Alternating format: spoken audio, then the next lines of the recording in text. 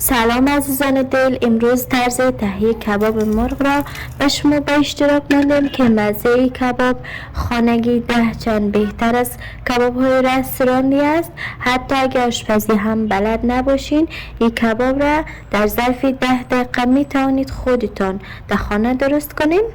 همونطور نرم و تازه و خوشمزه و طرز تهیهشان بیحد آسان است. پس ویدیو رو لایک و سابسکرایب کنید تا به من انرژی بدین و از ویدیوهای بعدی من هم با خبر شوید.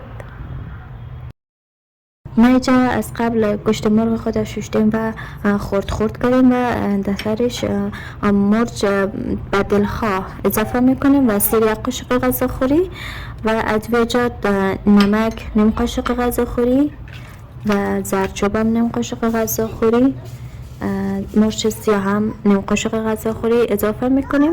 تمام موادها رو که اضافه کردیم و اخته میکنیم و به مدت 4 الی 5 ساعت میمونیم و بعد از 4 ساعت روغن ما اینجا سرخ آمده و گوشت مرغ خود میندازیم و سرخ میکنیم. اول باید حرارت زیاد باشه تا روغن سرخ شد. باید حرارت را کم کنیم که گوشت ها خوب پخته شود، مغز پخته شود.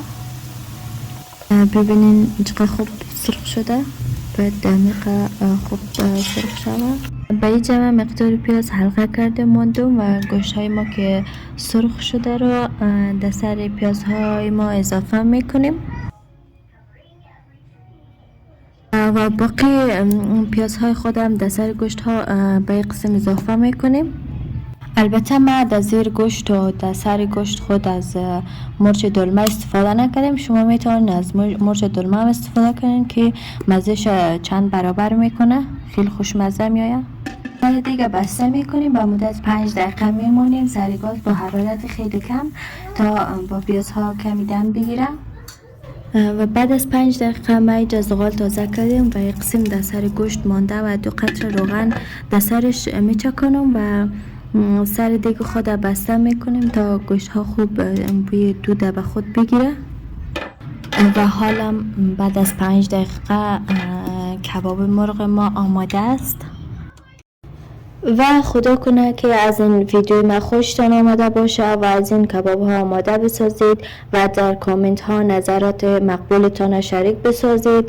در آخر این ویدیو یک دنیا تشکر میکنم از کسایی که مرا حمایت میکنند و ویدیوهای مرا میبینه. بسیار زیاد تشکر و جهان سپاس. وقتتان خوش.